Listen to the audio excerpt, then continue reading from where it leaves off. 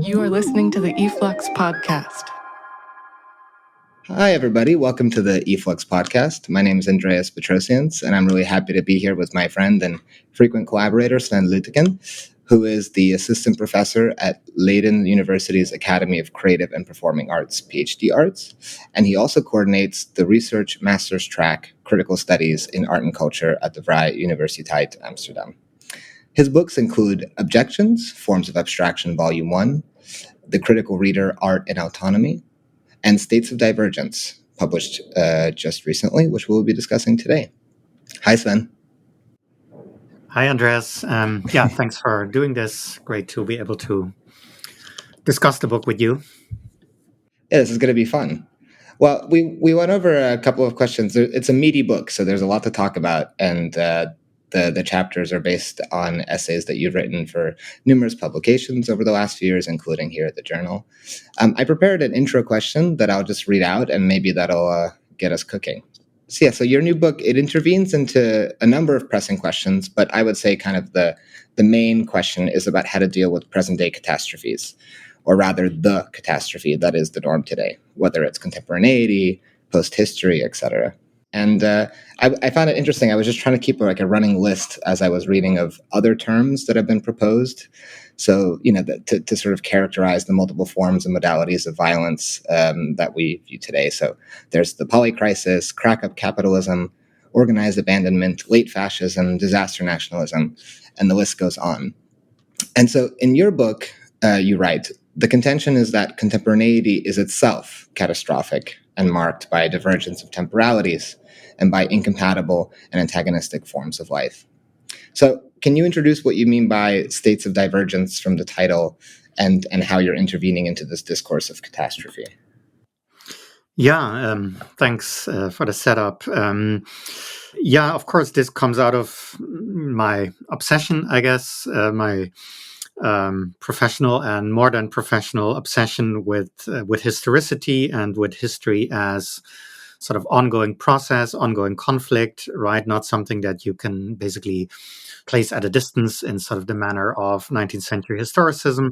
And it comes out of an engagement, of course, with all kinds of ongoing struggles and developments. It also comes out of an engagement with certain forms of historical theories, certain theoretical frameworks. In particular, I would say Raymond Williams and sort of the Williams sort of tripartite model of residual, dominant, and emergent social and cultural forms is an important reference. So emergence is an important notion. Williams also has this notion, this tentative notion of pre-emergence. So are there even social, cultural forms of life that are sort of pre-emergent that one could already discern somehow?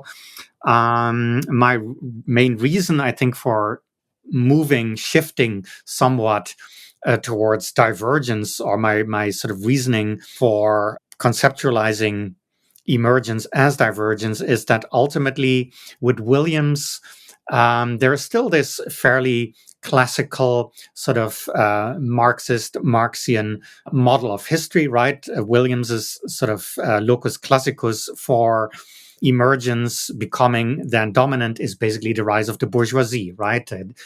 Decline of feudalism, feudal forms becoming residual, the bourgeoisie emerging and becoming dominant, which ultimately does seem to suggest that, okay, we are dealing with waves in a way, right? Perhaps not quite Kondratiev waves, but a kind of Williams wave.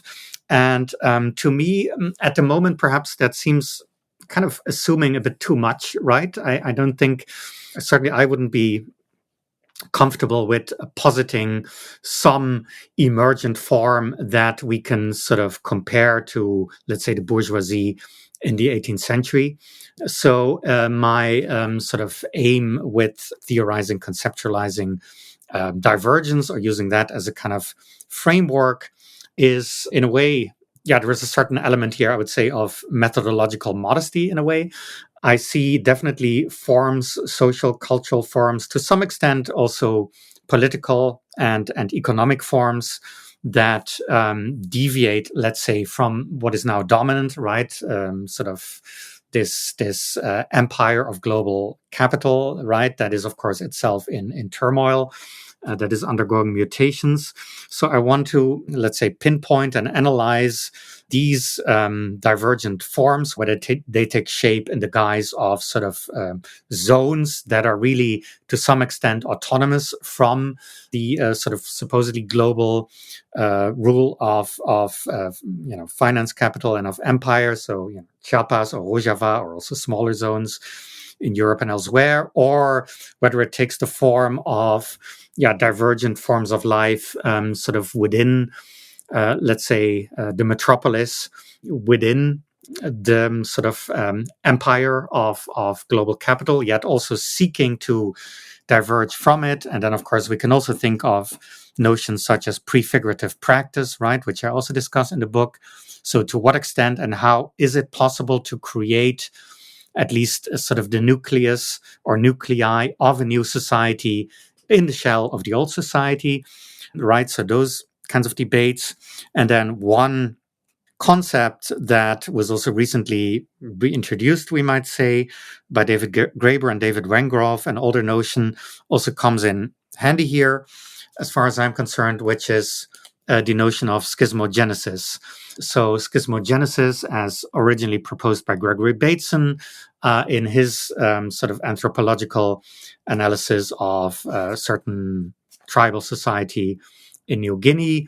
His concept of schismogenesis originally aimed at different social forms, for instance, separated in accordance with a certain gender division, right? Men have certain social forms, women have certain social forms, but within the same society, essentially. And then Graeber also asks the question whether there can be sort of schismogenetic processes between different societies. So societies knowing of each other, for instance, being sort of geographically adjacent, moving into different and opposite directions.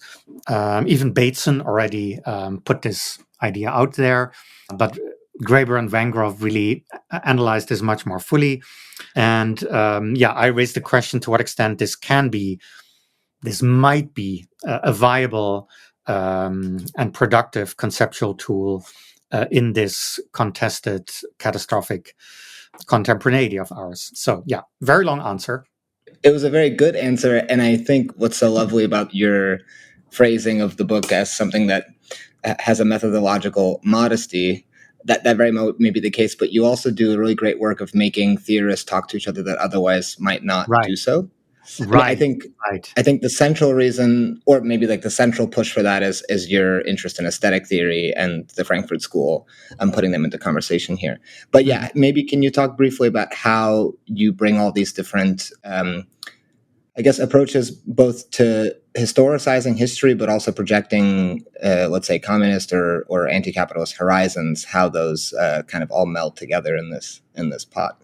Yeah, I mean, thanks. I'm really glad that you pick up on this sort of element of my practice, this indeed attempt that is often at play in my work to create productive, meaningful dialogues between theorists who may not necessarily have done so explicitly and intentionally, sometimes also across time or across, let's say, ideological divides. And that's not, I would say, necessarily in an attempt to sort of merge or melt them together, but it is an attempt to use them to sort of illuminate, perhaps at times, each other's blind spots. It is also an attempt to occasionally read theorist A against the grain via theorist B.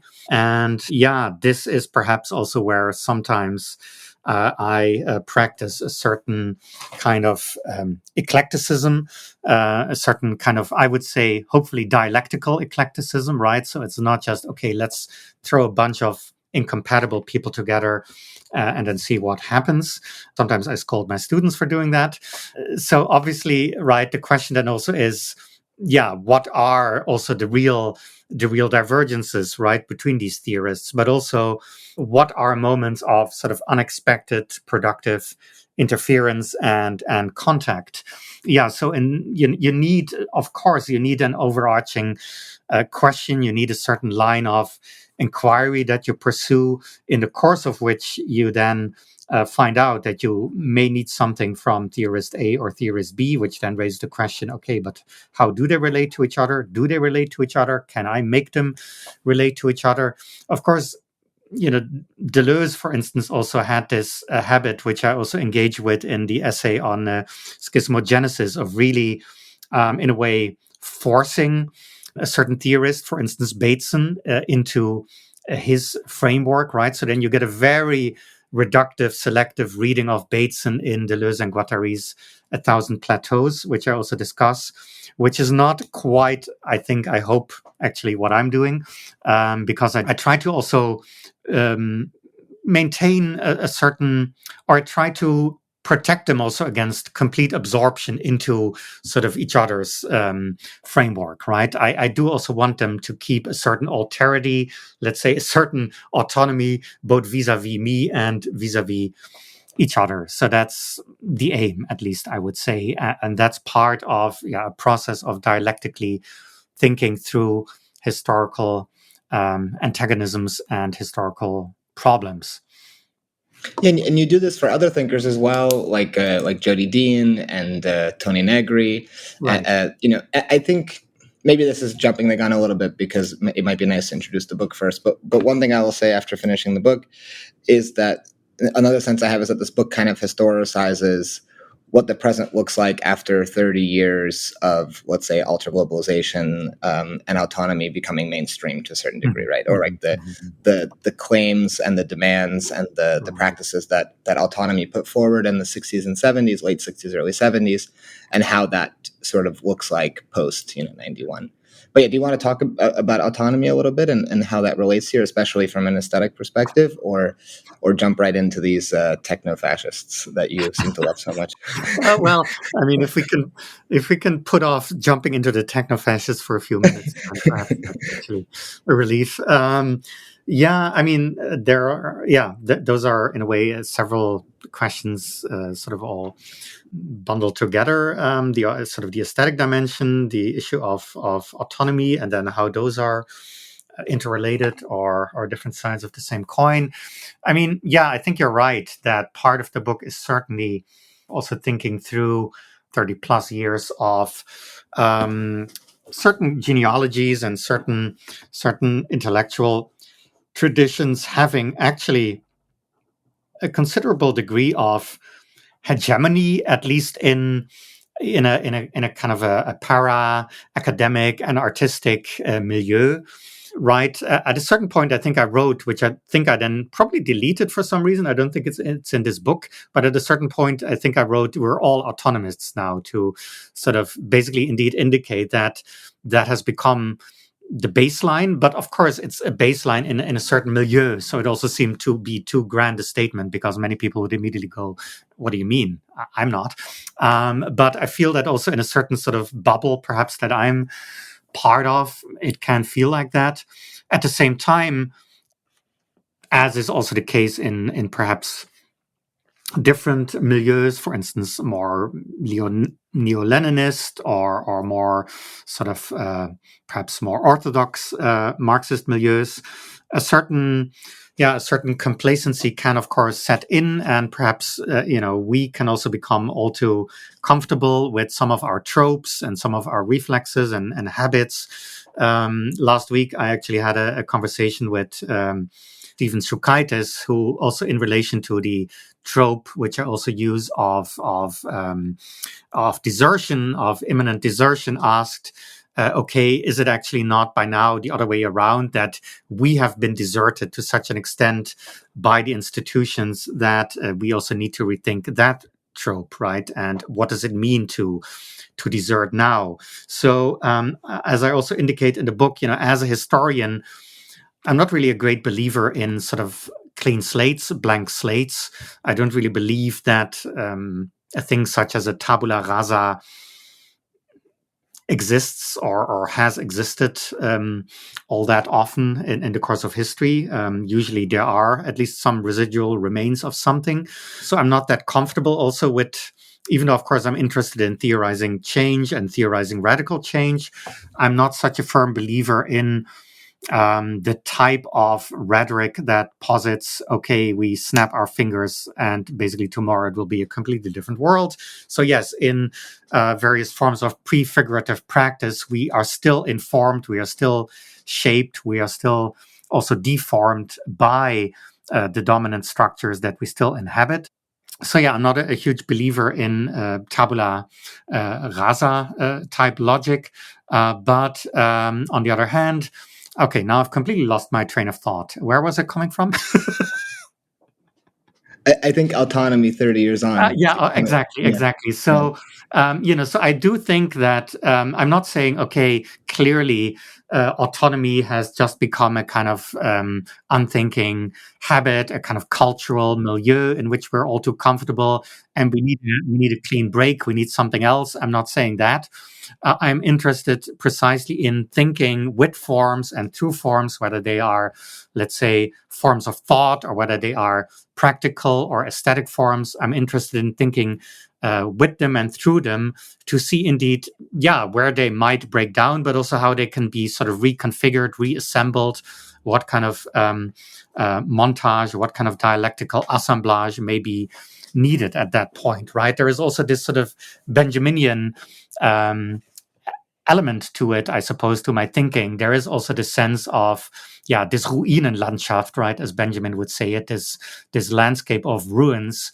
And okay, what kind of pieces are we left with, and how can we try to cobble something together? There is that element to it.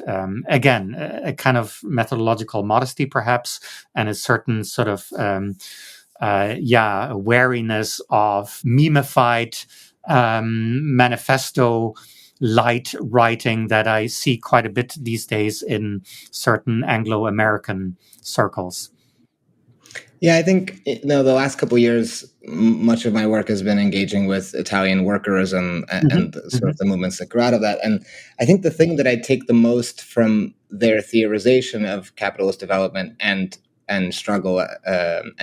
worker struggle in general is perspective. It's a question of perspective. So from where are you looking at it, right? So if the party form is the be all and end all for you, then you can only see it from one perspective. And if autonomy is the be all and end all, then you can only see it from one perspective. But if we look at the historical record, some of the most prominent sort of people engaged in the workers' movement, whether they be the feminists in Italy in the 70s or Black struggle in the US in the 60s, or James Boggs or the Facing Reality group, you understand that it was always about a sort of like fluidity, to understand that worker struggle is from where capitalism is kind of developed. Absolutely. Yeah. And I think the same goes for aesthetics, but it's perhaps even harder to see. And I think that's maybe why art is tasked with doing so much and yet given so little power to do so. In a way. Right. You asked this question in, I forget if it's the first, I think it's in the first chapter where you're talking about Peter Weiss's The Aesthetics of Resistance. And you write, can modern art, compromised and contradictory, autonomous and fait social, be part of the historical process of self-emancipation? And I think this is a really great way of phrasing the question that a lot of people are thinking about today, which is what is the relation between artistic practice and abolitionist practice? For me, the distinction is not so clear because they're both fundamentally creative practices. The problem is that under creative capitalism, everything is a creative practice, which is just a dog whistle for precarity, et cetera. But what are you sort of asking with this question? What is looking to Peter Weiss's kind of historicization of the Spanish Civil War and the emergence of fascism in Germany tell you about the present and art's relationship to the present? Yeah, this is kind of a recent-ish obsession of mine, I suppose, Peter Weiss, and particularly the aesthetics of resistance. Part of it is really the historical moment or the sort of cascade of historical moments that we have there. But of course, because of course it is Weiss writing in the 1970s and early 80s, but the 1970s for the first volume, looking back at decades of aesthetic practice and looking back at decades of sort of close involvement with anti-fascist politics, workers' movements, communist parties across Europe, and actually also later after the Second World War across the Iron Curtain. And then there's this 1930s moment that Weiss stages so brilliantly near the beginning of the Aesthetics of Resistance, in the first volume, of these workers, communist activists, meeting sort of in public yet undercover in the Pergamon Museum in Berlin to discuss worker struggle and aesthetics, using the Pergamon frieze sort of as their case, and having this conversation, in the museum. So in a way, in public. Yet, of course, they're doing it sort of hush hush, because it's in Nazi Berlin. That to me is also really, resonant, as a kind of almost a sort of now time, a Jetztzeit.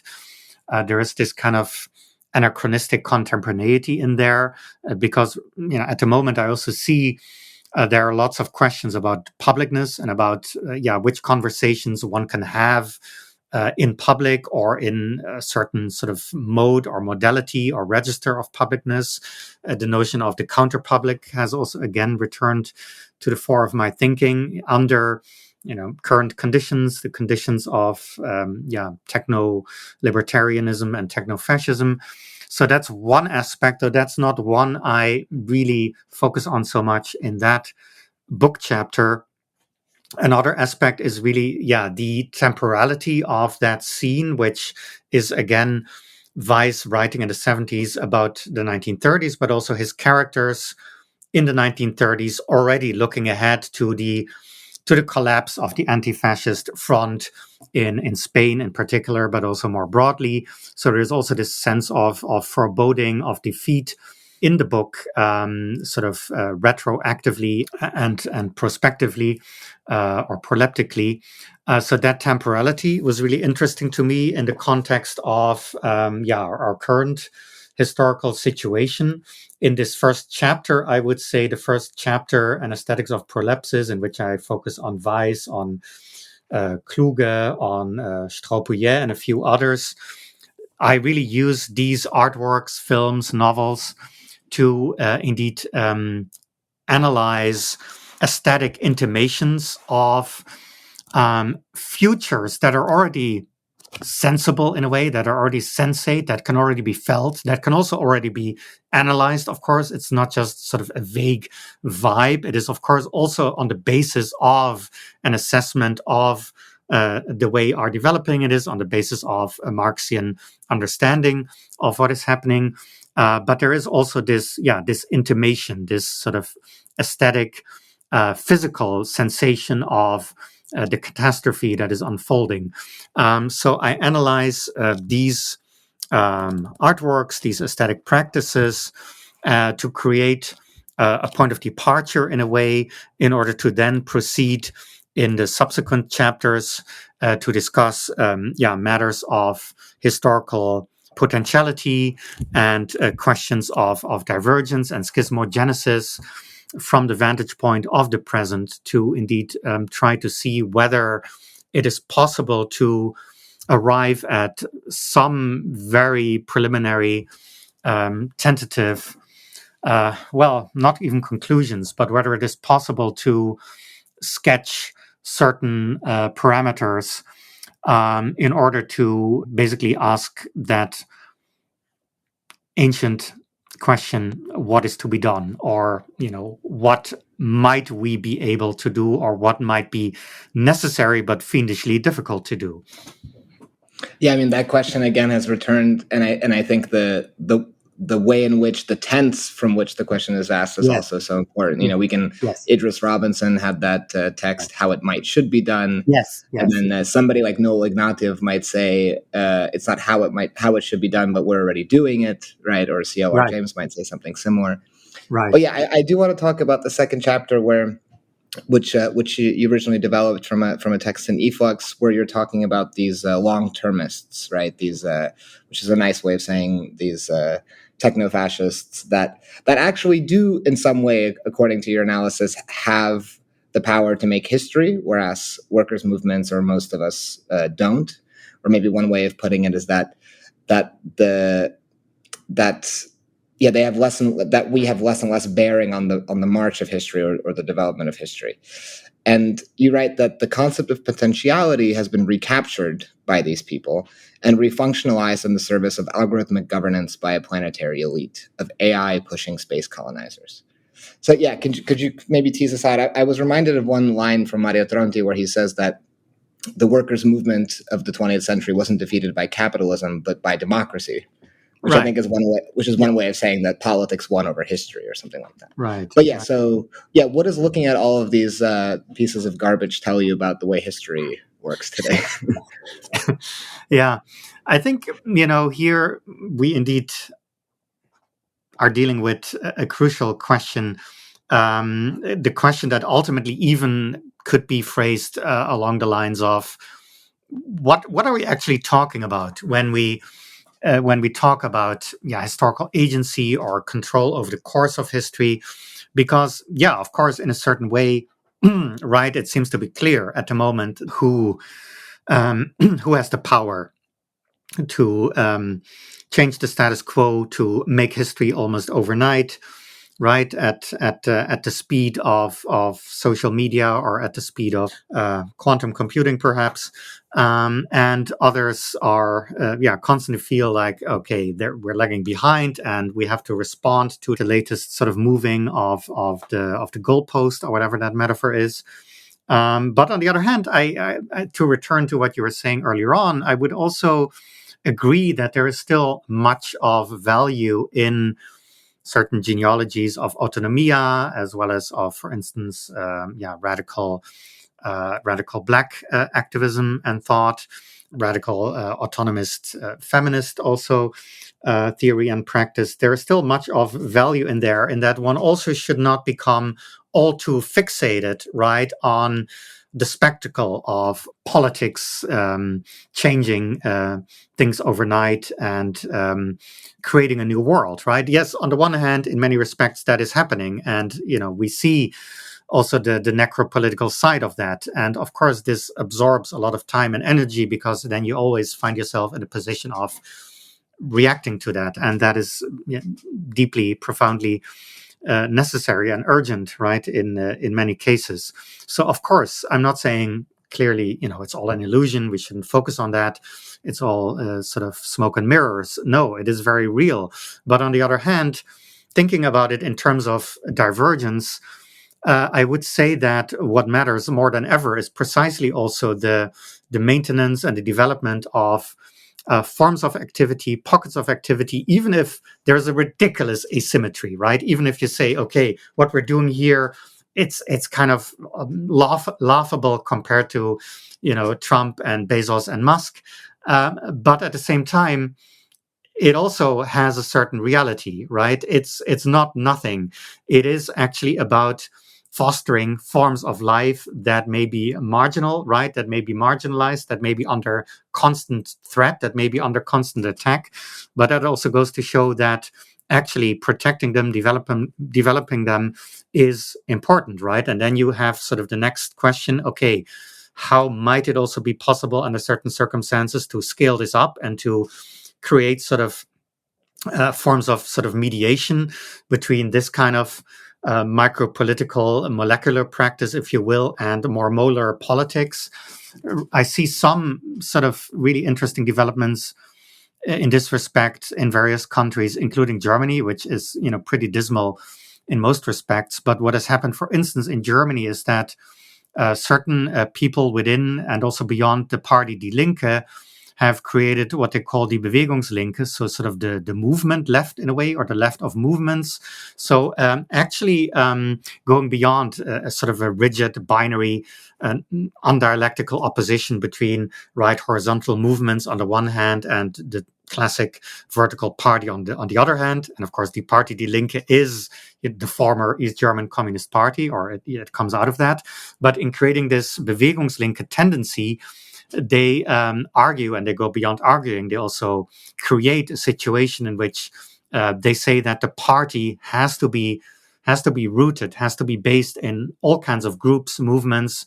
It cannot just be this traditional party structure, right? You have to indeed create this assemblage, this montage of all kinds of movements, all kinds of tendencies within the party, but also, of course, not completely contained by the party framework. So that is perhaps one small way in which, at least in a country like Germany, which of course has sort of an electoral system that is different, for instance, from the American electoral system. So it has slightly more perhaps possibilities or affordances in that sense. But it is possible to some extent to also translate some of those minoritarian or marginal or subaltern movements and practices into forms of political representation. Yeah, maybe one way to think about what you're sort of calling for, one of the things you're calling for in the book, is a sort of even more promiscuous diversity of tactics, right? Right.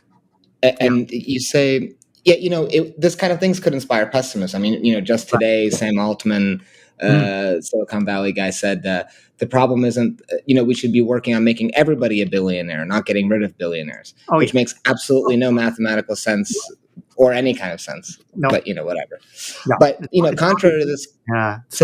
It's not even an original sort of billionaire statement, right? It's like the laziest cliche that has been regurgitated by his class endlessly. Yeah, I know, it's like Gilded Era Rockefeller, sort of views of social and civic development. Yeah, but yes, and Musk and all these guys are talking about making their own party, which good luck.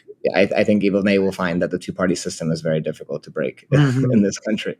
But contrary to a feeling of pessimism or fatalism, and sort of in line with this kind of what I might propose calling a promiscuous diversity of tactics, you say what is needed may be a dialectical eclecticism, a willingness to try out assemblages and concatenations that may be too taboo to doctrinaire purists. Sorry, and I guess one thing that makes me think of is what Kristen Ross wrote in her most recent book. She was talking about how there's a difference between movements that are defensive and movements that practice resistance. Right. And for her, resistance is kind of giving up.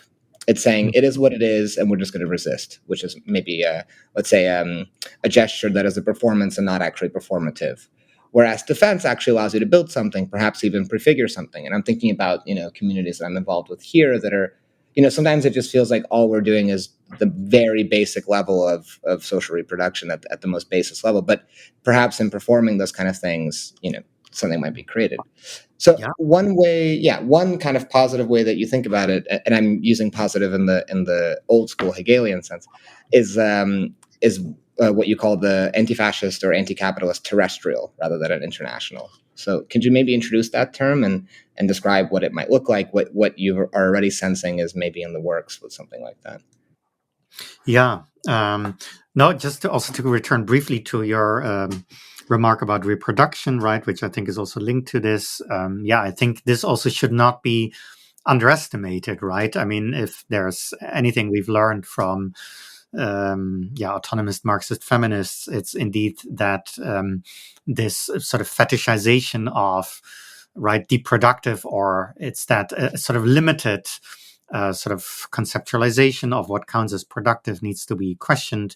And so I think indeed the reproduction of forms of life is in itself already quite radical. And I think this also links to the, let's say, genocidal vanguard of the contemporary techno-fascism in Gaza and elsewhere. There, of course, the very reproduction of life, of forms of life, is under attack and is at stake. And I would say that this also links to this notion of the terrestrial. We could think here also of Andreas Malm's book title, "The Destruction of Gaza is the Destruction of the Earth," right? So there is this sort of this extreme extractivism that becomes genocidal and that becomes scorched earth politics. And what would it mean under contemporary conditions to say, okay, we need to recreate the international or one of the old internationals, right? Because there have been a bunch, at least four, more probably, but let's say four more or less serious ones. And of course, they sort of were they followed various socialist and or communist agendas. Some of them were more reformist and anchored in parliamentary democracy. One of them was the Comintern. Then there was Trotsky's Fourth International, which then also spawned some sort of even more, let's say, marginal offspring. There are, of course, attempts to create contemporary internationals. There's something called Progressive International. I would say that, particularly given that the international order is also, right, the post-war international order and a certain post-war consensus about international law is collapsing at the moment, with the courts in The Hague basically having been stripped of their power by the Trump administration in cahoots with Israel. The question then would be, okay, what kind of or perhaps rather transnational organizing is needed, right? And is this an international, because then you would have sort of international chapters of the movement, or you would have local or national parties that each would be a member of this international, and it's this kind of federation? Or indeed, would it be more of a transnational movement that does not sort of follow the logic that the Second International in particular followed, of national chapters and parties working within the frameworks of nation states? And do we need concatenations of different kinds of movements, including also political parties working in various countries, but perhaps not in all countries, that seek to articulate transnational strategies that would truly, in some ways, be able to not fully counter, but at least address, and perhaps in a weird way mirror the sort of post-national streams of capital and strategies that are being rolled out all around us, and sort of that are being sort of used to sort of steamroller parts of the world. So transnational strategies that would also then be anchored in a certain conception of planetarity that is not sort of the globality of post 1989, 1990 global capital and that kind of empire, but a notion of planetarity that indeed is anchored in a certain conception of the terrestrial as being this finite planet that is now in its sort of in its capitalocenic stage, right? That has long ago actually entered that phase. So, how can we develop forms of transnational activism and transnational organizational forms that, in a way, ground themselves, that anchor themselves, that earth themselves in this sort of planetary conception, right? That, in that sense, also sides with those that have already, for ages, for centuries, felt and known that indeed they are part of a planet that is being subjugated, right? How can we anchor transnational organizing in such a conception of, indeed, history from below, right? We can also think back to autonomia in that sense, right? It is not about capital shaping the world, right? Which it is doing, but it is about those potential and, to some extent, other forms of agency, right, that we urgently need to also side with and develop. And of course, this is not just anchored in autonomia, but also in centuries of Black radical and indigenous anti-colonial organizing and what have you. Again, another very long answer. I do apologize. I tend to sort of ramble. It's an excellent answer. I was just thinking of, I feel so bad that I don't have this person's name in front of my mind, but this scholar of indigenous movements who was speaking at the Socialism Conference in Chicago this weekend said a very on its face simple point, that decolonization and surviving on a planet that's heading towards catastrophe, or already is in catastrophe, are kind of inextricable things, and this is received such pushback from the right wing. Yeah, maybe one other follow-up is the first thing that I thought when I was sort of noticing the student encampment movements last year is that a certain form of internationalism had returned, but it was a different kind of internationalism. And I think one thing that we see in it is the participation not just of traditional workers' movements or movements from below, but also artists. We can think about the various bands and musical acts that have been expressing support, and the sort of in a sort of way, it is very much what you're describing. This sort of non-doctrinaire pursuit of every available tactic, right? Which is sort of what internationalism was historically, rooted in. But yeah, I guess one way to finish up, unless you have something else that you wanted to say, is you conclude the last section of the book, the afterword, with a discussion of Walter Benjamin's notion of positive barbarism, which I wasn't familiar with beforehand, so it was really interesting for me. But yeah, maybe do you want to talk about how you close out the book as a way to close out the podcast? Well, yeah. So the book ends with a postscript that was written in the context of the war, the genocide in Gaza. I felt this was needed. It's a shorter version, actually, of a slightly longer article that I wrote for the Nordic Journal of Aesthetics. So the framework is aesthetics. But again, I would also say, as with the start of the book, as with the introduction, aesthetics, also in a somewhat general sense of indeed sensing, right, of being grounded, being anchored in a world, sort of a residually shared world of the senses, right? That is actually Terry Eagleton's wonderful characterization of the discipline of aesthetics, that it pertains to the residually common world of the senses. So, a lot of sort of activism, Gaza-related activism against the genocide, of course, also really, is on the one hand triggered by images, texts, reports, poems that reach us from Gaza, but also from many writers, artists, intellectuals, and others in the diaspora. Yeah, there is that element, right? Texts that not just report on the situation, but also turn the situation into, let's say, into a literary lament / j'accuse.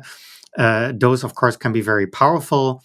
There is also the element, I would say, of congregating, of coming together, of forming protest camps, of going on marches and such, right? There's the element, the perceived need, the urgency to assemble, to come together, for instance, on university campuses, but also elsewhere, to also discuss matters in ways that are not necessarily part of the curriculum, that are perhaps not sort of wanted by the institution, right? So there's also a form of embodiment there, right, of being bodies that are present in space, racialized bodies and others. So I would say in all sort of different ways and different registers, there is an aesthetic dimension to this, not in a sense of aestheticizing the political, right? That's, of course, the bad thing, according to Benjamin's famous Kunstwerk essay, right? It's not about aestheticizing the political, but it is about a certain sort of aesthetic dimension, an aesthetic basis even of politics, of the political.